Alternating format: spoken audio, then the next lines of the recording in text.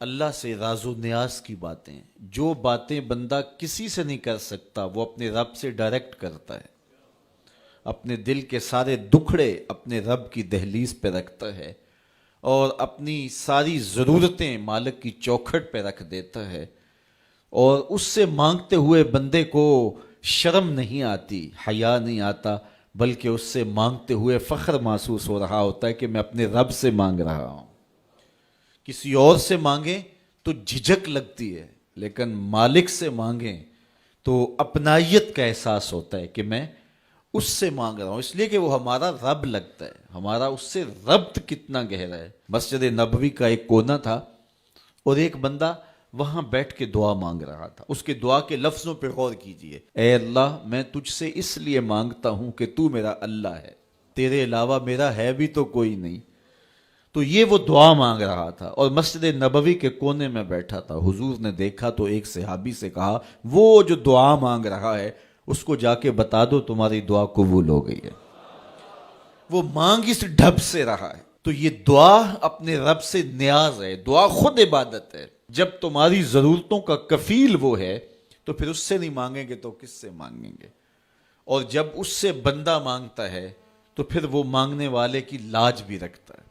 ان ربکم حیی کریم یستحیی من عبدہ اذا رفع یدہ ان یردہما صفرا. تمہارا رب حیا کرنے والا کریم ہے. جب بندے اس کے سامنے ہاتھ پھیلا کے دعا مانگتے ہیں، اللہ فرماتا ہے مجھے شرم آتی ہے ان کے اٹھے ہوئے ہاتھ خالی کیسے موڑوں. جب انہوں نے مجھ سے مانگا ہے تو میں نے بھی نہ دیا تو کون دے گا؟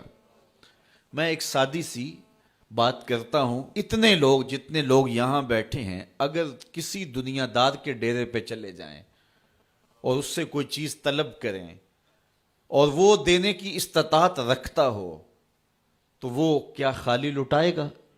وہ کہے گا اتنے لوگ آگے ہو تو ڈیرہ داری کی شان کے خلاف ہے کہ میں ان کو خالی لٹاؤں. تو جب یہ دنیا دار خالی نہیں لٹاتا تو رب کیسے خالی لٹائے گا؟ جب بندے اس کی دہلیز پہ چل کے آ جائیں تو وہ بندوں کی ضرورتوں کا کفیل ہے اور ان کے ہر درد کو جانتا ہے اور ان کی ضرورتوں کو پورا کرتا ہے.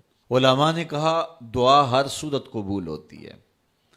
یا تو یہ ہے کہ فوراً قبول ہو جاتی ہے، جو مانگا فوراً مل گیا، اور کبھی ایسا ہوتا ہے کہ فوراً نہیں ملتا، حکمت ہوتی ہے اور فوری دینا مناسب نہیں ہوتا تو اس کو فوری نہیں دیا جاتا، لیکن دعا بعد میں کچھ عرصے کے بعد اس کی ڈیمانڈ پوری کر دی جاتی ہے. اور کبھی ایسا ہوتا ہے نہ فوری دیا جاتا ہے نہ بدیر دیا جاتا ہے، اس دعا کو ذخیرہ کر لیا جاتا ہے اور حشر کے دن اس کا بدلہ دیا جائے گا.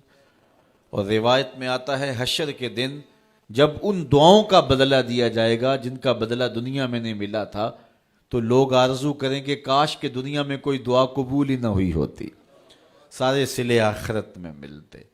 اللہ اکبر.